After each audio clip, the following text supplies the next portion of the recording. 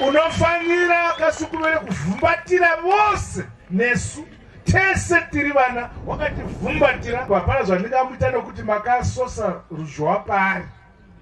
Hapana zvandingamuita nokuti makasosa ruzhowa pari. Aiwa, tinotenda macomrades. Hapana zvandingamuita nokuti makasosa ruzhowa pari. Isu tapinda atiposera Zimbabwe is open for business. Kana kuti Zimbabwe inovakwa neveno, inovakwa neveno, but kana uchivaka usaibira. Wakambona munhu anovaka nekuba. Kana uchivaka nyika ngativakei murudo, ngativakei murugare, toenda kusarudzo, awina okorokotedzwa, aluza okorokotedza awina. Anenge ari muopposition orwisa vari kwachimirira next time. Vanhu vakukuudzai chokwadi pano, taenda kuelection ndokubhejerai, havati kunde election munyika muno.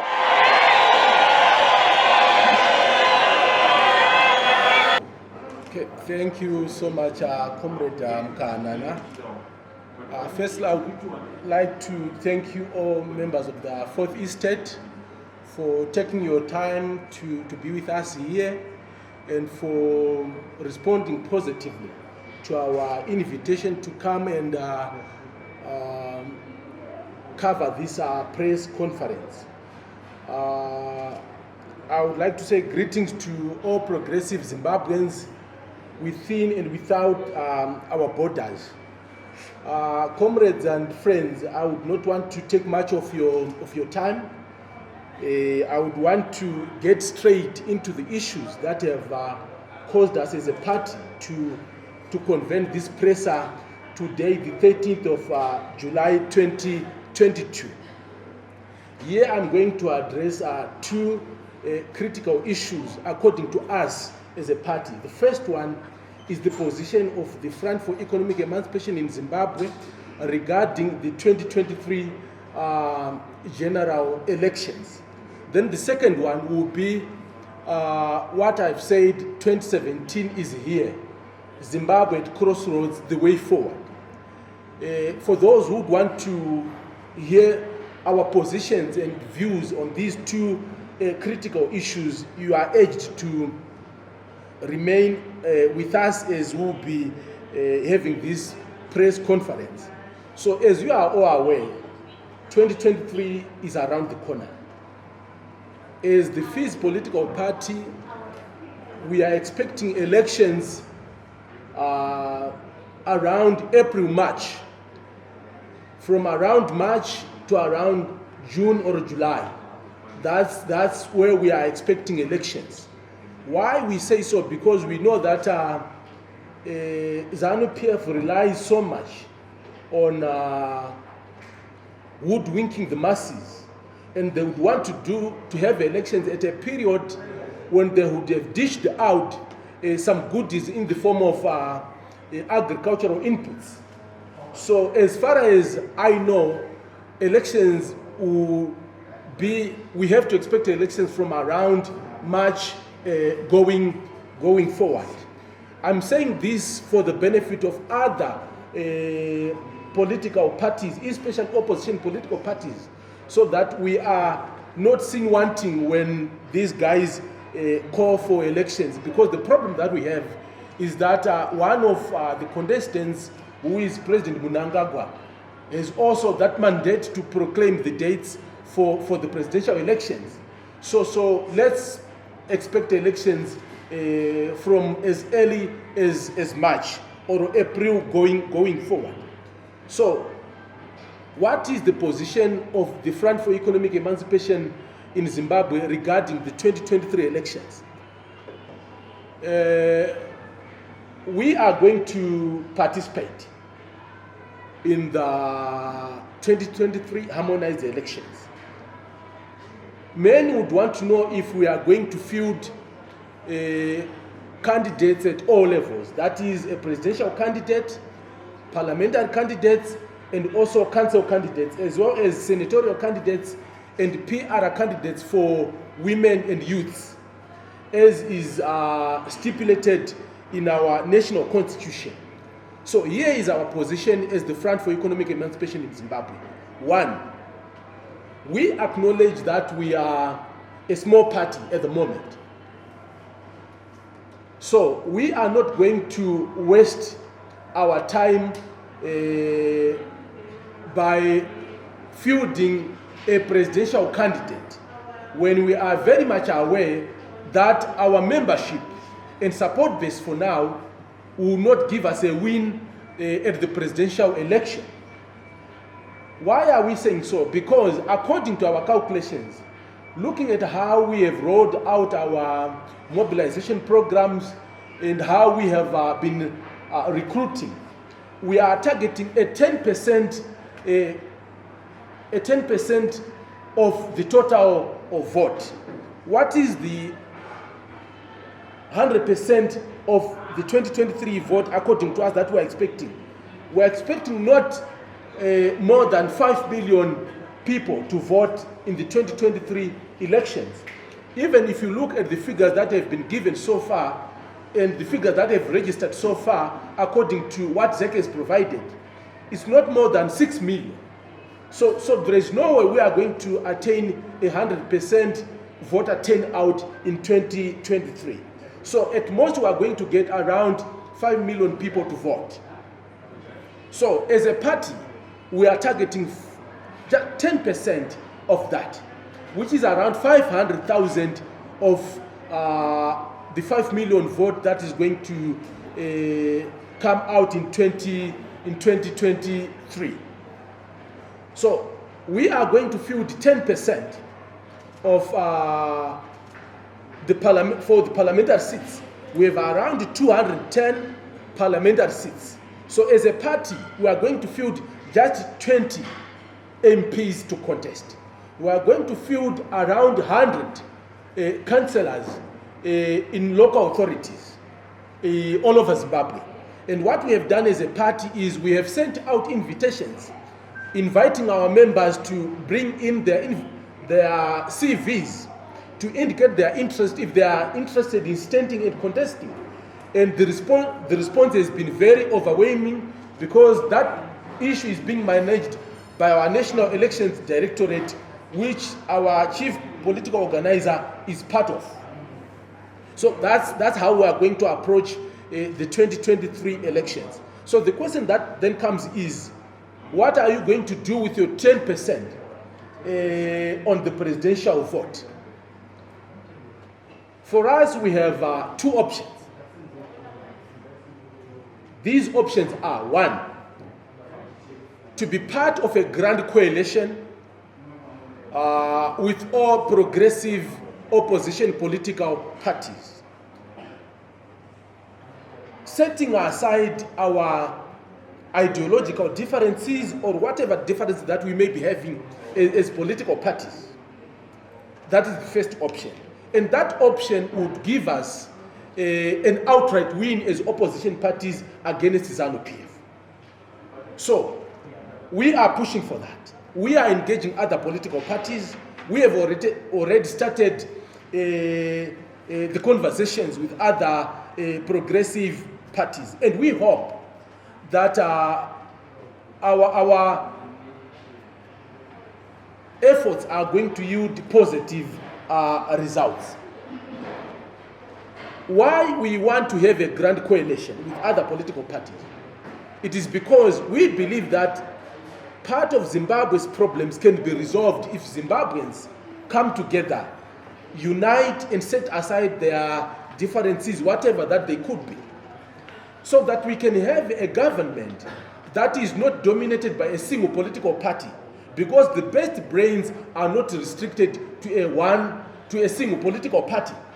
We have better brains across the political divide. So Zimbabwe requires the effort of everyone. For Zimbabwe to come out of the current mess that we find ourselves in, we have to find a way of coming together. So we are ready to work with other political parties that think they see value in working with us. Then the second option that we have is that if we fail to come up with a united front as opposition parties, we would rather cause a situation where neither Zanu PF nor any other perceived bigger party gets an outright win. We would rather use our 10% to cause for the creation of a government of national unity. Why we think it is important to cause a GNU if it is not possible to bring all opposition political parties together? It will be because, one, we want to deal with the toxicity of our politics. From 2023 to 2028, it must be a period where we create a conducive environment for free and fair elections in 2023. And that can only be achieved if all political parties and all political players are part of the governance system that will be there from 2023 to 2028. Why we also say so? It is because no single political party, either Zanu PF or any other party that can win as a single player in the 2023 election will be having the drive to want to bring in the necessary political reforms, because no political party wants to reform itself out of power. When Zanu PF came into power in 1980, they maintained Smith's oppressive systems, because vakatanga kuona vapinda kuti inga ma systems aishandiswa na Smith anga akanaka, because they were now protecting them. So everyone who gets into power, rikange risiri checked, they have a tendency of becoming exactly the same as vakanga vachifighter. We thought ED would be better in terms of his approach. He promised when he addressed the Zanu PF HQ that you are now witnessing an unfolding new democracy. That was according to him. But we have not seen anything of that sort. He promised jobs. He promised to reform state institutions, but he has not done that. So we don't have any guarantee that anyone who is going to come is going to, one, reform all the state institutions and make sure that they are independent and they are objective and also effective. And that can only be achieved when we have everyone in the same room, making sure that we have consensus on every matter. And that can only be achieved through a government of national unity. Not now, but after elections, when people would have voted knowing well that maybe someone has got 40% and the next one is 30% and the other parties have shared 30%. That will force the so-called big brothers to the table with everyone and make sure that there are compromises for the good of every Zimbabwean. And that is the only way where we can deal with issues like corruption. Because the current system has failed to deal decisively with corruption. And some of our comrades in the opposition are equally corrupt. So we don't want to give anyone an open check when we don't have that guarantee that they are going to deliver for the good of Zimbabweans. And if, for example, Fees comes into power in 2023, as an example, looking at Zanu PF as a system, as an entrenched system, there is a likelihood that we will suffer, we will have these guys sabotaging any meaningful efforts either to implement security sector reforms, to deal decisively with corruption, to reform independent commissions and critical state institutions. Because there are a lot of people who are benefiting a lot out of the status quo. So what they will do is whoever wins, who is not Zanu PF, if they are not sure that that person is not going to keep them safe, they have their comrades from the lowest levels in the civil service to the highest levels, even in the security sector. So what they'll simply do is they will use their cadres, they will use their comrades to make sure that they sabotage any efforts that anyone would want to make after attaining power. And ED in his first days, experienced the same from loyalists of former President Mugabe. So to make sure that the period from 2023 to 2028 is not a wasted period, one, we have to make sure that either we remove Zanu PF outrightly, with the winner whom we will pledge to back, on the condition that he or she accepts to form a government encompassing everyone, from all the political parties, inclusive of Zanu PF. Because not everyone in Zanu PF is as bad as the next person. You have progressive people within Zanu PF, obviously, who are maybe playing ball because they don't want their bread to be taken away from them. But there are people who are progressive in that arrangement, who are also want to see Zimbabwe progressing.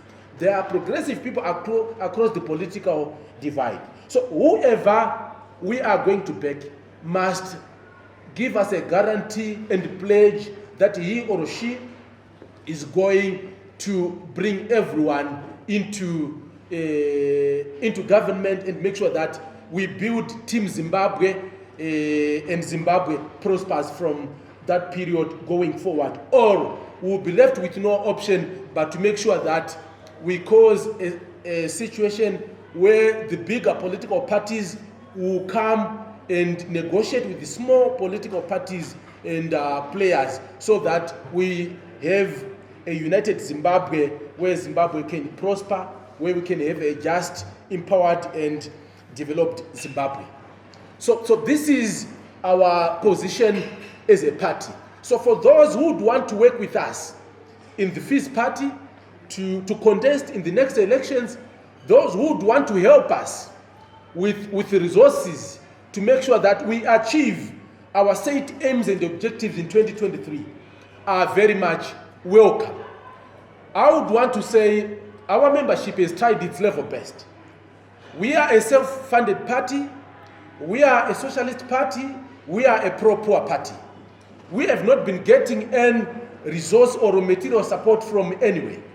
The support that we have been getting has been from our members taking everything from their pockets to support the movement, to support the Green Revolution.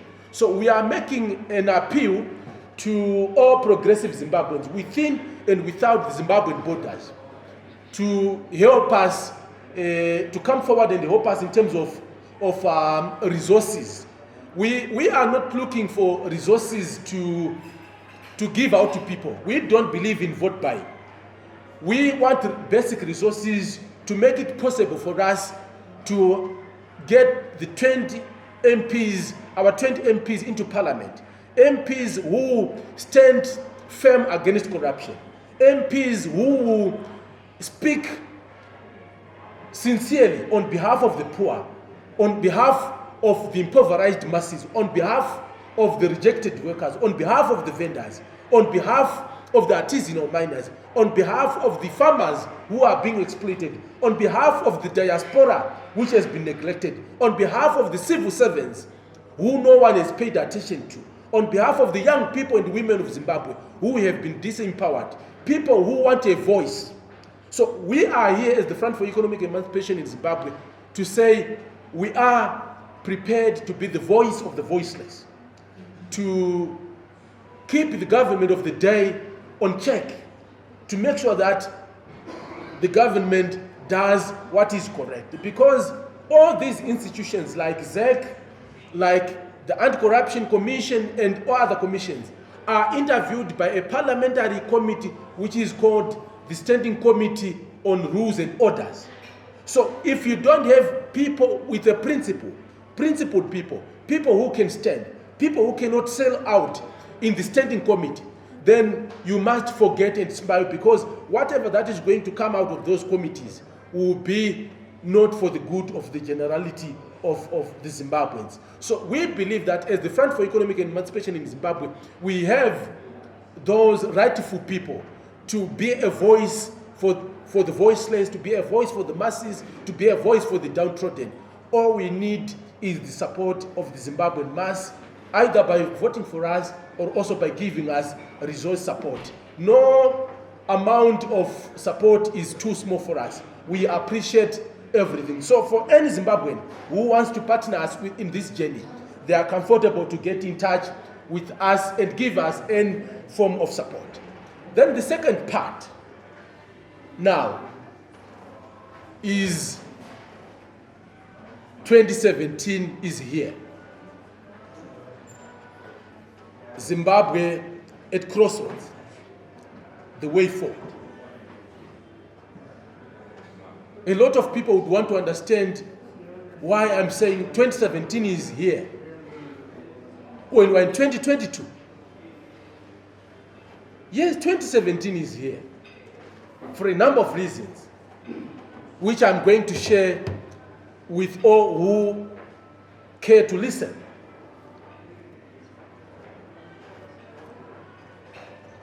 In 2017,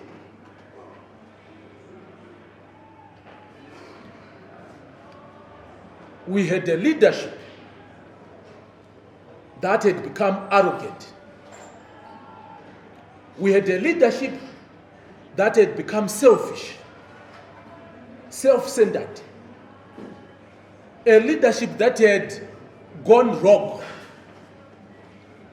A leadership that all it wanted was to maintain power. A leadership that didn't care with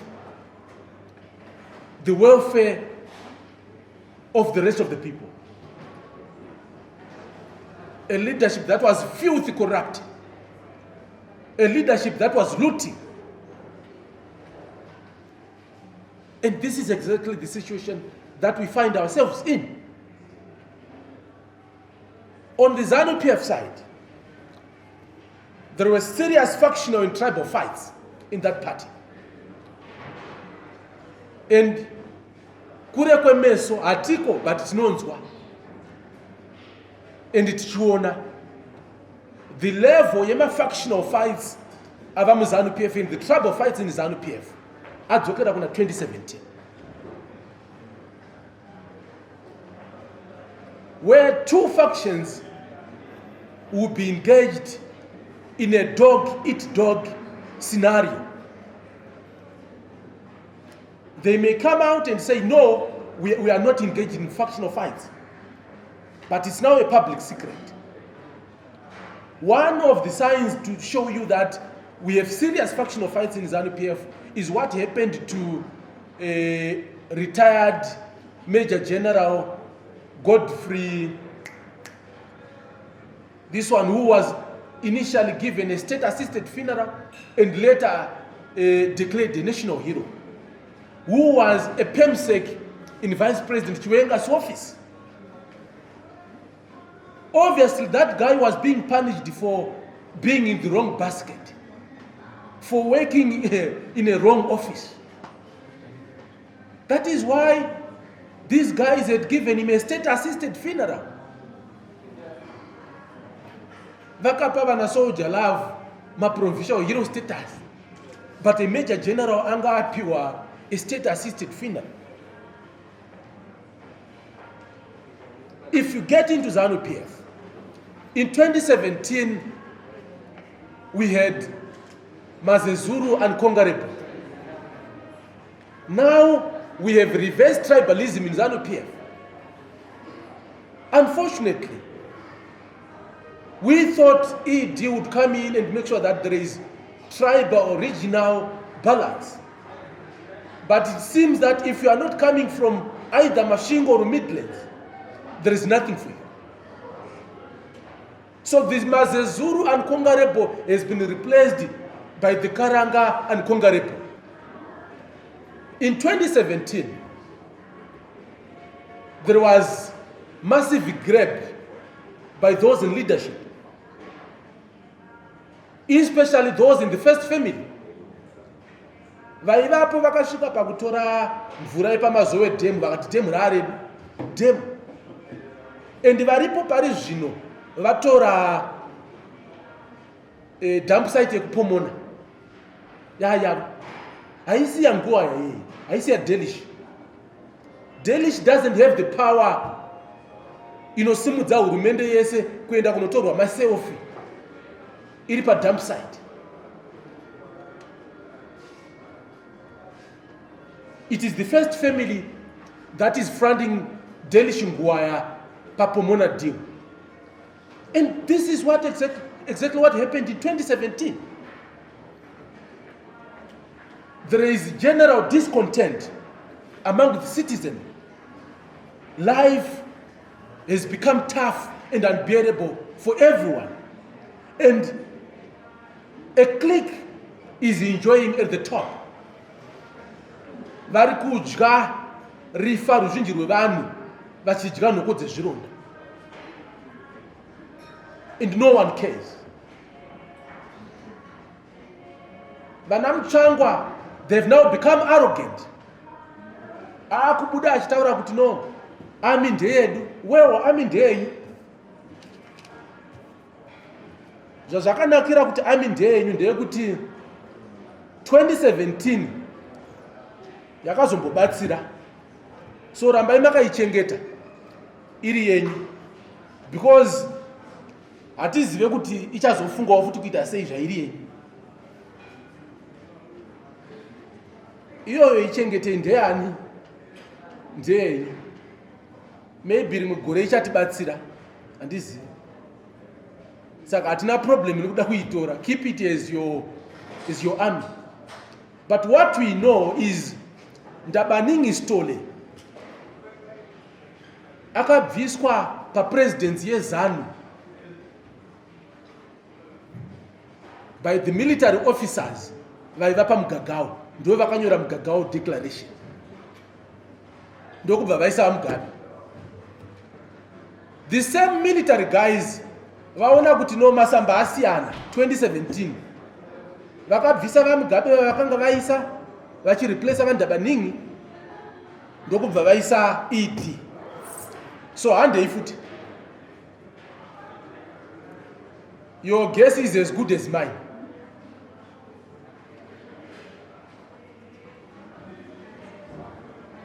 So I'm saying 2017 is here. I've already said you have an arrogant and self-centered leadership, as was in 2017. There is bitterness and discontent in the rank and file of Zanu PF. There are feelings of uncertainty and insecurity in the top echelon of Zanu PF.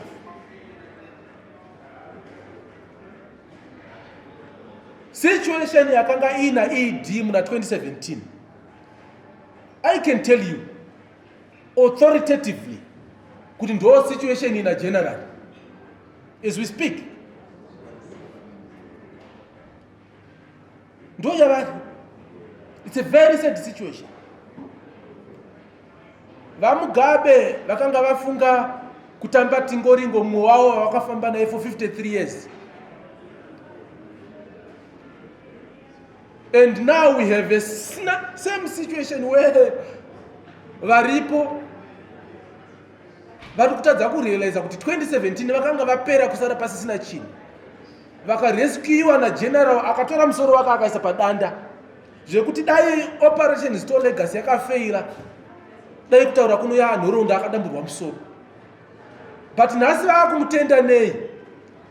Vakuita yakaitwa muna 2017 yekunzi tikuda mumwe vice president wechikadzi. Vadzoka. Ndopa unongoona kuti nhiyo dzinotizira kunoenda gondo. In the same manner that they wanted to get rid of ED by proposing VP wechidzimai, ndo zvavakuda kuita pana Chiwenga kuti no, toda kuisa VP wechidzimai. Oh well, it's up to Chiwenga on how he's going to deal with that. Is he strong to deal with that?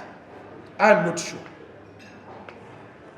In 2017, Mashingo ne Midlands dzakanga dzasvika papoint yekuti vana mai mahofe vakaimba vakati kumagumo kwaita nyaya, because they felt that one of their own was under siege. Ko Mashonaland ndiwo iri kuti chii when one of their own is under siege. So, personally, I had thought that President Mnangagwa had learned from what his predecessor did and would do things right. But well, it seems chikoro chacho havana kuchidzidza. Vakanga varipo vakatombofunga kuti he is indispensable, havana kwavanoenda vachiudzwa kuti tichauya kumakuva tichiitira politburo kumakuva. Izvozvo izvi kwaane mahwindi for ED, maloja for ED, varombo for ED, handizive vari kuenda vachiita bhutuliki mukuru weuye sezvakanga zviriko muna 2017 vasingaudzane chokwadi. So varume, sezvakanga zviriko muna 2017, there were massive human rights abuses. We are experiencing the same. Isi takasungwa isu. Vana matemadanda ivava, vana headman moyo. Isu tikasungwa in mazuva aMugabe ndakasungwa ka 5. Uyu andisunga ka 1. But vana Skala vari kusungwa. Vana Masaraure vari kusungwa. Vana Stole vari kusungwa. Any voice that speaks against the bad things that the government is doing, iri kusilencwa. So the problem is, vanhu muna 2017 vakanga vaiswa pakona. Ende kitsi ikaiswa pakona isisina kwekuenda. Inosarwa isisina option but kuuya nekwawakamira ikoko. So, vaMnangagwa, kufunga kwenyu, nezvamuri kuita mupati yenyu, nezvamuri kuita munyika, nezvamuri kuita kuma opposition members. How do you think you are going to manage this? What do you think is going to be the result of this? The looting that is going on. Vanhu vasinganyari, mukaona manyorero ari kuitwa Tsamba naJuly Moyo. Munhu ari kuziva kuti ndakatsika panoraramisa. Ane support yevakuru venyika. But what is now disheartening is Zimbabwe has gone silent. Yasara ya nyaya ya Jacob Mafume. Why are we silent? This is not an MDC or a CCC issue. This is an issue for every Zimbabwean. Because this is not badara maretsi muHarare. Mari iri kunzi inobhadharwa uku ndeyedu. Why are we silent? Okay. So ndoda kuti nditi sezvandakaita muna 2017. Muna musi wa 20, if I'm not mistaken, that was 22 February.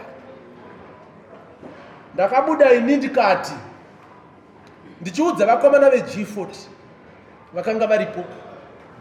Vakanga vazviona vasvika zvinhu zvavo zvaakuita. Ndikavatsanangurira ndikati varume, munhu ari kuya kunopinda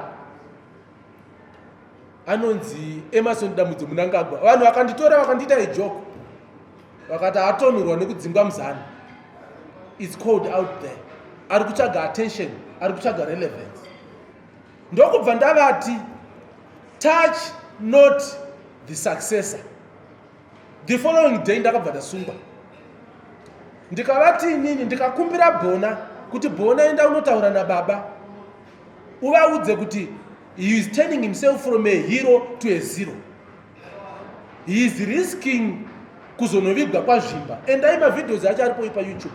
I said that in the numerous video dzandakakavwa between 2016 and 2017.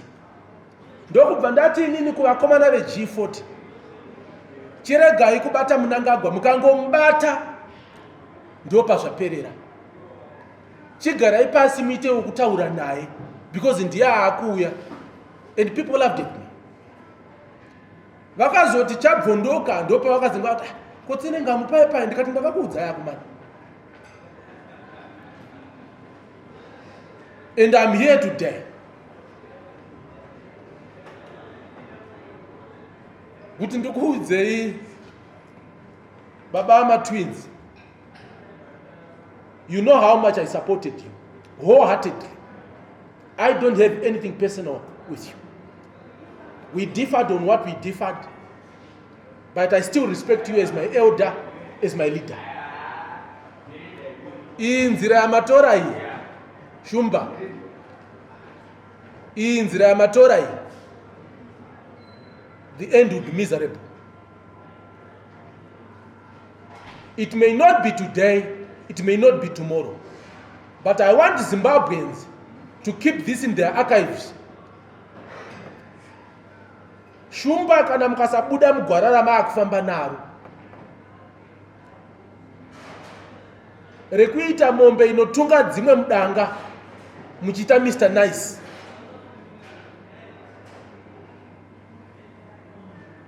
Your end is going to be miserable. Haisi kuzosekesa, ichasiririsa. Well, kana zvandataura ndaresha sezvazvinongoita kuti kune vanozogarawo review zvandataura wotsvaga mhosva aiwa ndibate semabatiro andakaitwa futi naamugadi. But on this position I'm standing.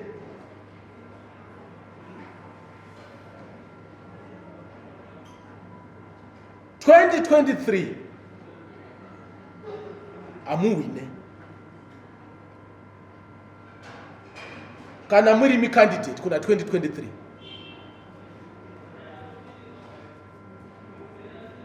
Kana tichizonokwikwidzana nemi kuna 2023 amuwine.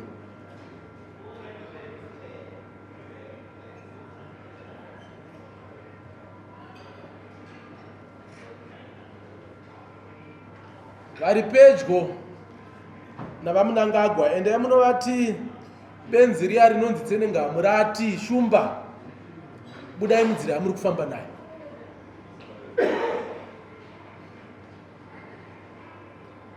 Hamuna kwamuri kuenda. Kana tikasvika 2023 muri mi candidate hamusi kunowina.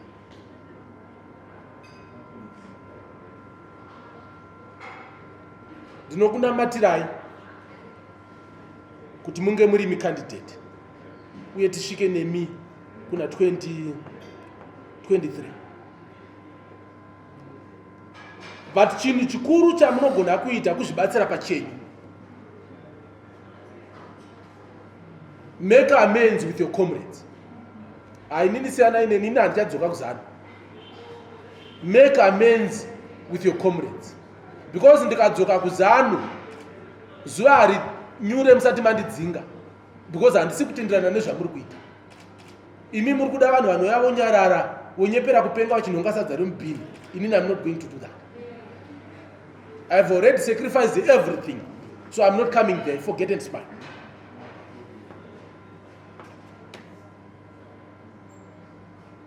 Then ndine nyaya yandada kutaura panapa.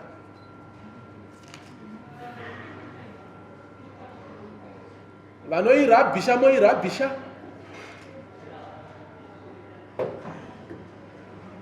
Asi vane njere moteerera.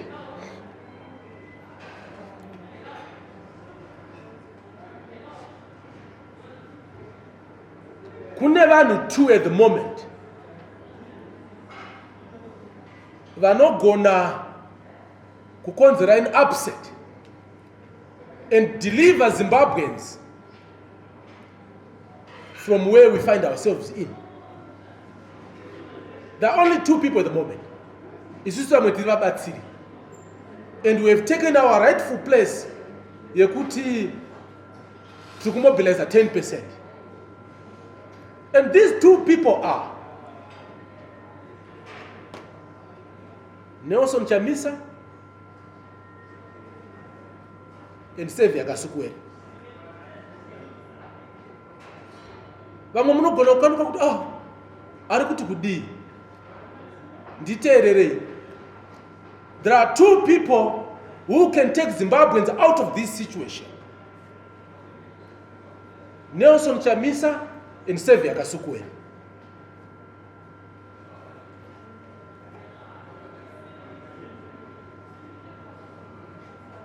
I had my own issues with Xavier Kasukwere when we were in Zanu PF.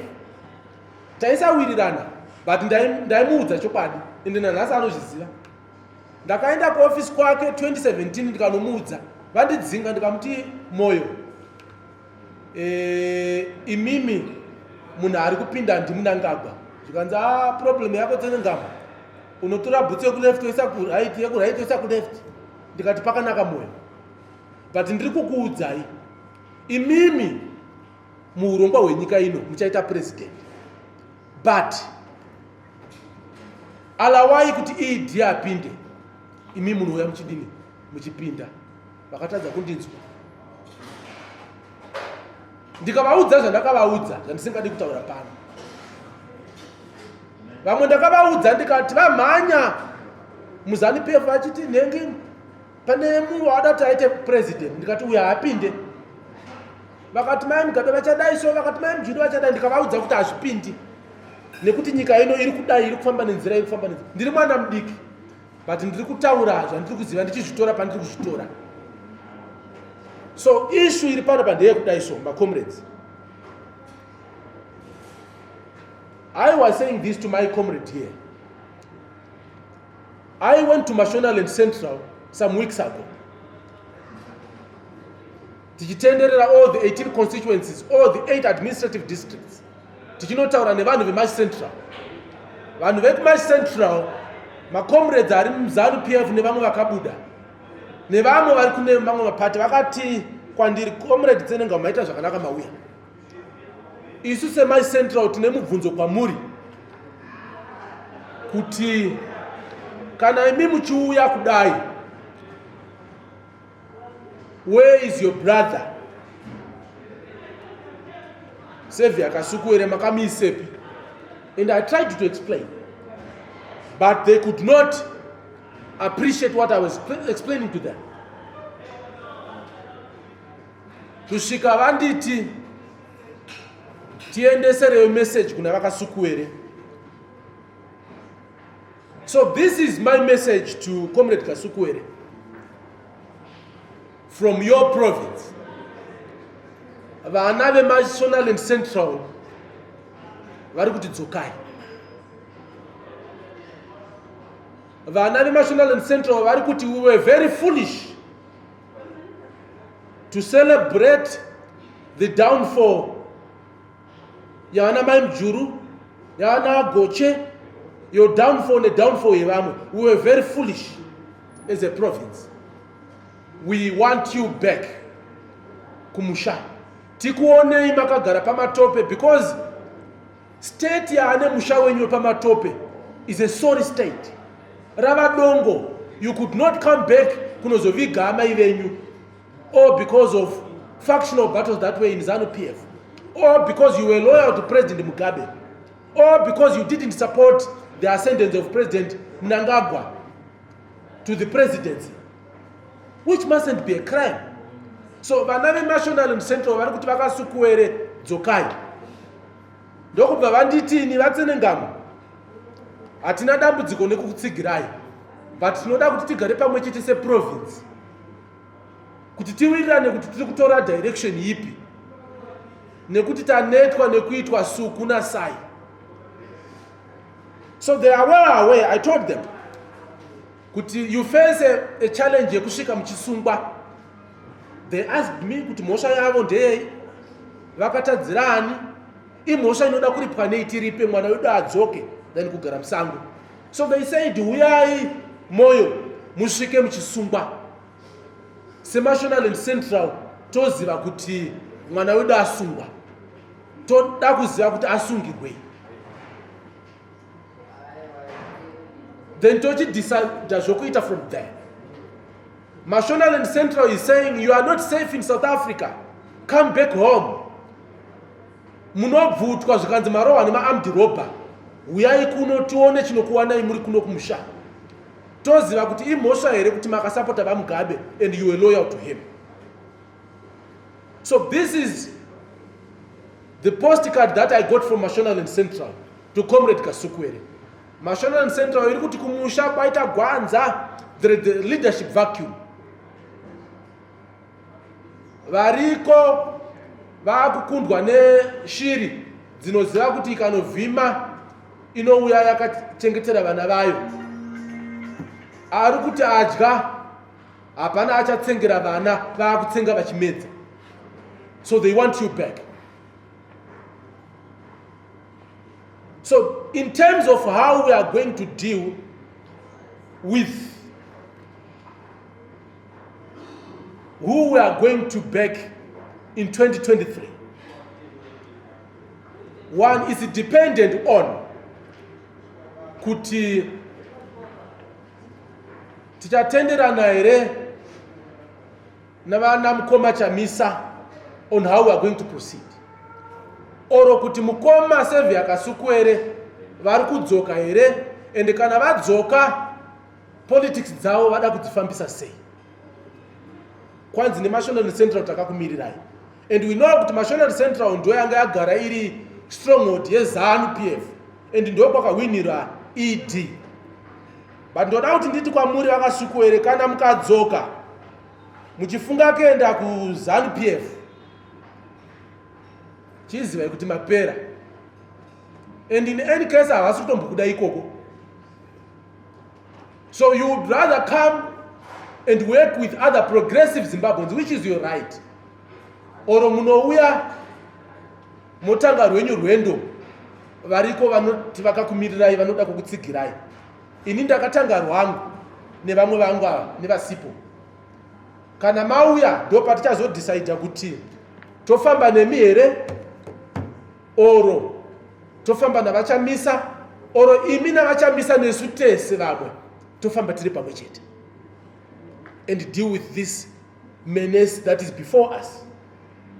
So chitipindurai comrade Kasuku here, tinoda kusangana nemi pa airport, musauye muchihwanda, tinokumirirai panomhara ndege, kana muchisungwa tosungwa tiripo tichizoona kuti mwana wokumusha wekwedu aiswa ngechero, tochidzokera kumusha tonotaura nevamwe. So my comrades, in terms of generally the way forward for ahead of 2023, we are rolling out programs to mobilize in mass young people to vote. We are going to start a lot of programs, the activism, to make sure that we conscientize Zimbabweans, we speak on behalf of Zimbabweans, we push my programs anaita kuti maZimbabweans vabatsirike. Dzatichalauncha muprogram yedu yatichati Agenda 2328 yeurongwa hwedu sefees, kuti kana tawana maMPs 20, kana tawana macouncillors edu 100, chii chatinoda kuachieve on behalf of the Zimbabweans pahurumende inenge yavapo, oro patinenge tiri muparliament, oro patinenge tiri mucouncil, on behalf of the generality of Zimbabweans. We stand ready to contribute to the fight against corruption, to the fight against the looting that is going on, to the fight for democracy. But tinokumbira madzikoma edu, because it is clear kuti musha mumwe nemumwe una leader, musha mumwe nemumwe una baba. For now, it's given kuti chibaba che opposition vamira zvakaita izvozvi the advocate Nelson Chamisa. But advocate, you must also provide leadership. Zvakanaka kuenda paTwitter mukoma, but pamwe pacho paakuda kuenda paground. Musazeza kusungwa mukuru wangu. It's part of the journey. Vana Mugabe vakatosungwa. Ivo vana Mnangagwa vakaita 10 years mujeri. Kana mukasungwa tinopota tichiva tichikuona ivo ikoko semaendero amuri kuita muchinoonawo vamwe. And izvozvo zvinoita kuti maZimbabweans vave neresolve. And ndinokukumbirai kuti mobilizai vanhu venyu vastande in solidarity nemacomrades are under persecution. Because if what is happening to the other comrades happens to you, macomrades enyu are pacified like they are now, munonyura zuva rakacheka nyika. Teach your people to fight for each other. Teach your people to stand in support of each other, no matter your factional differences. Ikoko kana mine matambudziko ku Triple C. lead the fight against even nawe pomona vamwe tiripo tobatsirana toenda mberi because mune voice rinonzwiwa nemazimbabweans and vanhu venyu vakamirira instruction, vanhu venyu vakamirira signal. But kana mukakundika kutora leadership samukoma mukuru pamba, isu sevapwere muchazotoona taakuignowai, taakuzviorganizira paside, taakuorganiza kuti musha unofamba sei, and that won't be good for Zimbabwe and everyone else. So I would want to say thank you, my comrades, for coming. Indeed, 2017 is here. Environment yatiri mairi andizive kuti tinopedza takaita sei. Nhasi handina kuda kuti nditi dyo pane zvakawanda, but vane nzeve dzekunzwa vanzwa. Baba vaMnangagwa, musawire mugomba rakawirwa navaMugabe muchiona, because environment yamacreator ndo environment yakacreatwa navaMugabe, and we all know how it ended. Thank you. Thank you very much, ladies and gentlemen of the press. I will just give time for 2 questions. You can introduce yourself and you can ask. Yes, my name is Ramosha Wanyamazimai. Throughout your presentation, you highlighted that it's only saved as Kwere and Chalisa that can save this country from tomorrow.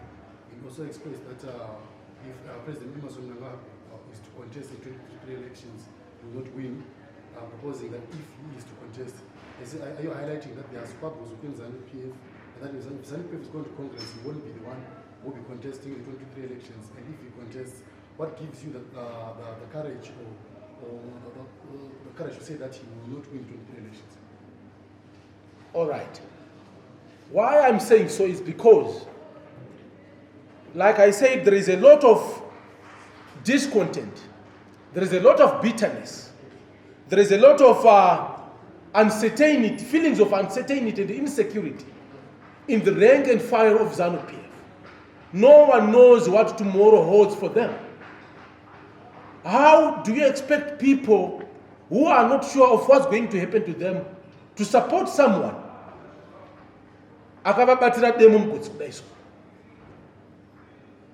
Because vanhu vari kutya kuti vanezenge vakubvunzana kuti ndianiko variyambutsa dindingwe, because mamiriro azvakaita muzanu, it's a dog eat dog situation. Muna 2007 Zanu PF had a similar situation, and vaMugabe insisted on kumira kukanoitwa bhora musango. Simba Makoni paakamira he garnered 8%, and vaMugabe struggled to get 50 plus 1%, and there was a runoff, which then forced the creation of GNU.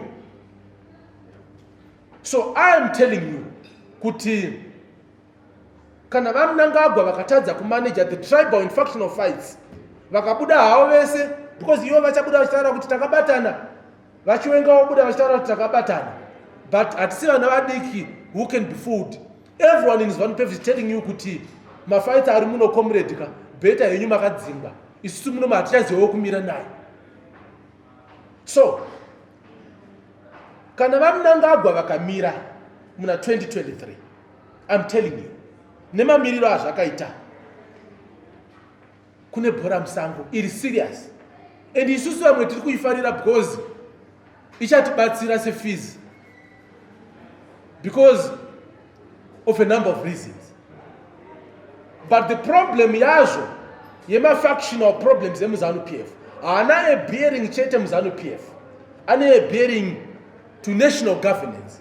Ndokusaka makaona kuti pavakatadza kuresolve ma-succession matters avo muna 2008 kwaitwa bhora musango, kwakazoita violence parunoff, ikaafecta nevanhu vanga vasiri involved in factional fights. Pakakatadza kuresolve ma-factional fights avo muZanu PF in 2017 yakakonzera operation Store Gas, vanhu vese vakazopinda streets. So whatever happens in Zanu PF, People have been asking, why do you want to continue to comment on my issues in Zanu PF? Every right-thinking opposition party must be worried with what happens in the governing party, because it has an impact on national governance, and it has also an impact on Imimi as the opposition. So I am telling you today, Kuti, if Mnangagwa doesn't sort out his mess, he must forget about even getting 40% in 2023, because 2018 vakapona nekuchaya nekurutsa kuti vawane 50%. Pakanga kusina ma-factional fights are required. So what's going to happen nezvavaita nazvo zvokuti mumwe nomumwe haasi kuziva kuti ramangwana rake rakamira sei. So that is what informs me on my view and opinion over what is happening in Zanu PF, and also from the people who are in Zanu PF. I was in Zanu PF. They are free to confide in some of us and seek advice. So advice yangu kuma comrades ari mu Zanu PF ndeye kuti vakomana chimbomirai kutamba kuenda kumberi mberi stereki. Zvina kumira mushe. Mbato renyu chimbomirai kuonekera kuti muri kudivirani. Ingoitaiwo vanhu. Because munogona kuzomhanya semamhanyira akaita vamwe muna 2017 kana masamba akapesana. Thank you.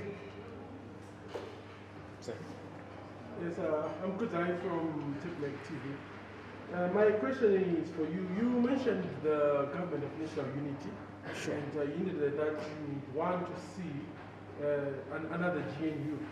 But then this has never worked before. I mean, going back to the period between 2009 to 2013, this particular arrangement benefited Zanu PF. So why should you insist on something that involves Zanu PF when the majority of the Zimbabwean population are calling for Zanu PF to be out of the picture completely? Oh, okay. Let me address that question. We mustn't be emotional when we are dealing with national issues. We have to be objective. GNU 2009 to 2013 failed to produce my results as required for a number of reasons. The other reason was executive power remained in the hands of a single individual. Mugabe was the head of state and head of government. But the GNU that I want, post-2023, if we don't come up with a grand coalition against Zanu PF, which may not produce an outright win,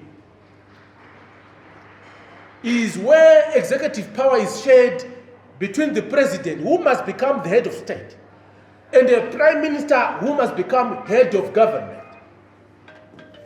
Why I'm saying that is important, so that there are checks and balances on both ends.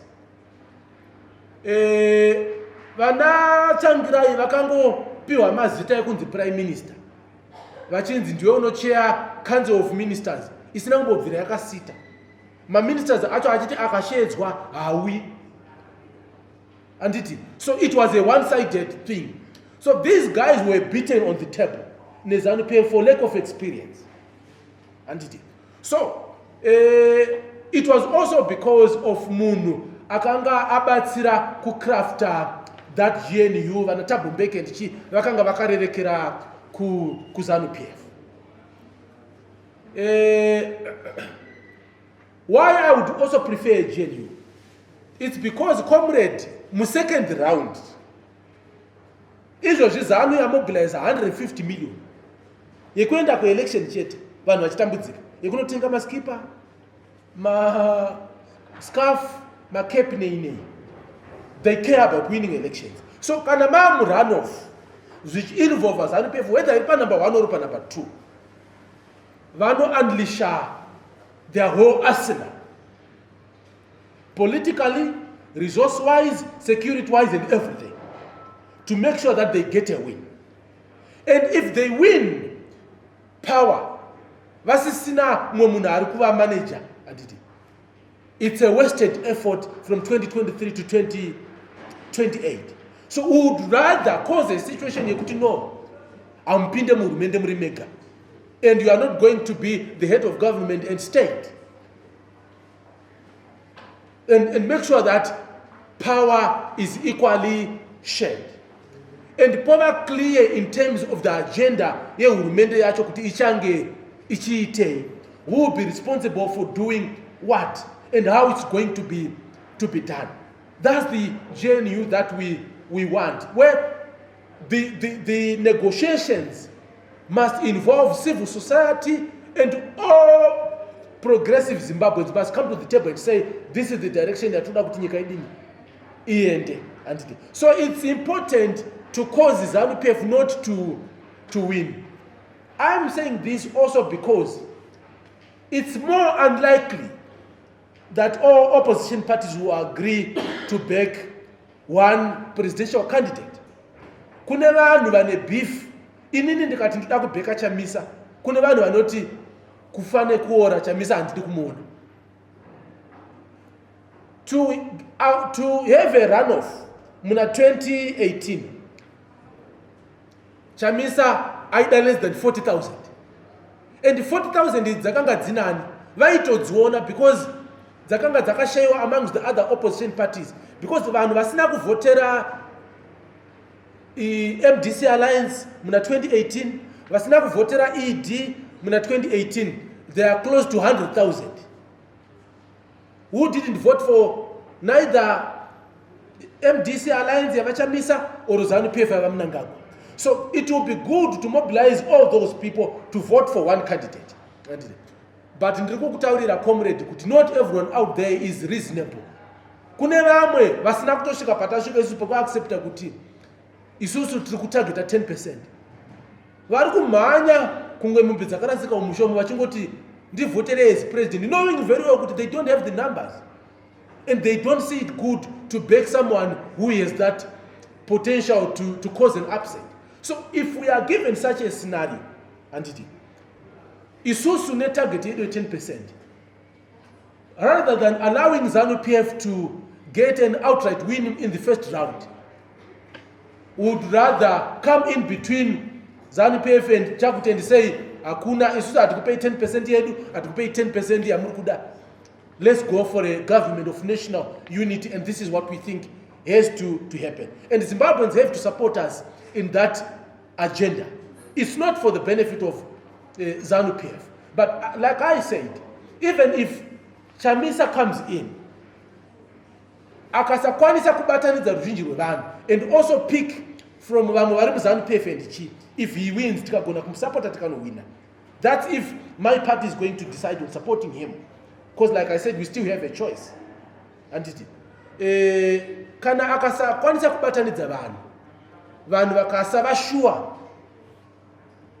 vanhu vari musystem yeZanu PF izvozvo muhurumende, they will dig in and sabotage him, and he won't be able to move even an inch, and make sure kuti create a scenario yekuti haakwanise kusteya for long in power. So muna 1980 macomrades akanga auraiwa hongu, but vakaziva kuti hatigone, ndokusaka vamugabe vakapronounce reconciliation, because he knew kuti tikada kuita zvakanga zvaitwa navasamora kuMozambique zvekungoti maputukezi ako kudzingai, vakasiya vaisa concrete missionary vakasapoteja Mozambique ikatombonetseka. So they had to give Rhodesian Front 26. Vana Peter Walls vakatombosiyiwa ari makomanda emauto, vana Dennis Norman vakatomboitwa maminister, because it's a process. So Zimbabweans have to not to be emotional. You would understand the frustration in Iran, but people have to be objective and look at these issues. Okay, how best do we manage for the good of everyone? So a GNU, if there are no prospects of an outright win for an opposition, is an option for us to cause for that creation after the 2023 elections, and make sure that the PF doesn't get 50 plus 1%, and also the other guys vanenge vasinga obviously vanenge vagara vasinga 50.1 because inini vote yangu hope comrade ndinoitora kuZanu PF.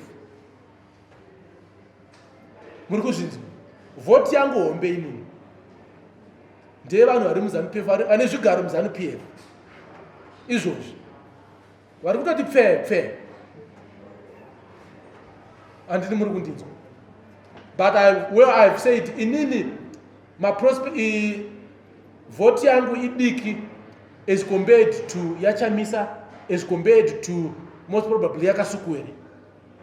That's my take on this. Tabvisa my emotions. All right. Thank you very much, ladies and gentlemen of the press. Oh, okay.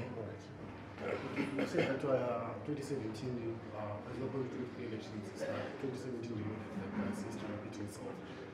Where we had the same scenario where Mugabe and Emerson were not great rockets. But then why then the fortune is when Sylvia Kaskwele and Nelson Chamisa and not the general, since it's the same scenario that was happening where the former president Mugabe was fighting with his vice president. No, why I've said Nelson Chamisa and Kasukwere instead of General Chiwenga. One, I have not heard General Chiwenga expressing his ambition to want to be president. Vakataura vega vakati no vamunangagwa ndiye munhu mutapa wedu chichi tinogona kuti waita live president nechii. Saka ndinofungira kuti munhu ari kusapota mumwe wake but asiri kutoketa kuti timu rake harichatomulava harichatomuda. Anditiri kuona. Saka kuti titaure zvaGeneral Chiwenga ivo pachavo vasina chokwadi chekuti vari kuda here upresident oro chii. Pai 2017 idi aizobuda hake kuti no inini handisi kuda. But isusu taitoziva kuti no mudhara ari kutoda chinhu ichi. Ndisaka taitoenda pamberi tichidini tichipusha.